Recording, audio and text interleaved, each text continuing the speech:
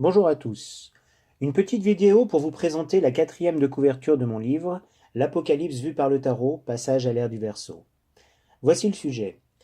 L'Apocalypse n'est pas une fatalité, c'est un défi que l'humanité doit relever, comme si elle était invitée à passer du Moyen Âge à la Renaissance. Et cela se passe au XXIe siècle, notre siècle. C'est à la fois flippant et passionnant. Mais si Dieu existe, pourquoi voudrait-il détruire sa propre création? Ce n'est pas cohérent. Nous sommes invités, je crois, à franchir une étape, à monter une marche du grand escalier céleste. Nous sommes alors invités à nous élever à notre propre humanité, mais cela va nous demander aussi un petit effort. Car le passage à l'ère du Verseau ne se fera pas sans heurts, c'est ce que semble vouloir nous dire le tarot.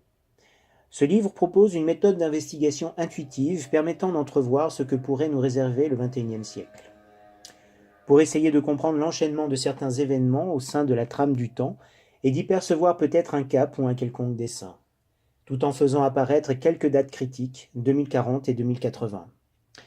Alors, l'Apocalypse est-elle la révélation de la fin ou de l'éveil du monde?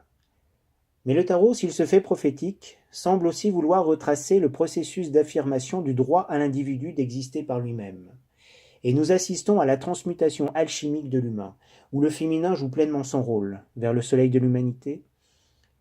Nous comprendrons mieux la naissance de l'Amérique, l'action de Napoléon, la révolution russe et les deux guerres mondiales, ou cet étonnant chassé-croisé entre le 11 septembre 2001 et la chute du mur de Berlin le 9 novembre 89. Gog et Magog, la bête 666 et son faux prophète n'ont qu'un seul but, nous faire oublier la promesse d'Ézéchiel et de Saint Jean d'une nouvelle Jérusalem.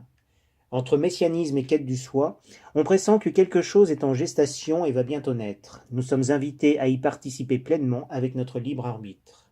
Encore chenille, que l'humanité se révèle papillon. En vous souhaitant une très bonne lecture et merci pour votre écoute.